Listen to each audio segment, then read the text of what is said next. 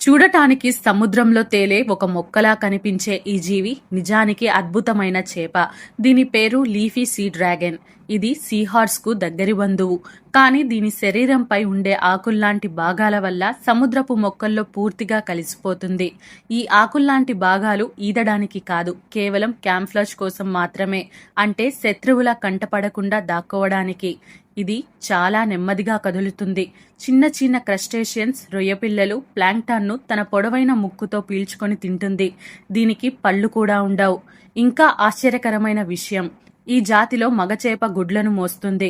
ఆడచేప గుడ్లను మగచేప తోక కింద ఉంచుతుంది. అవి కొన్ని వారాల తరువాత పిల్లలుగా బయటకు వస్తాయి.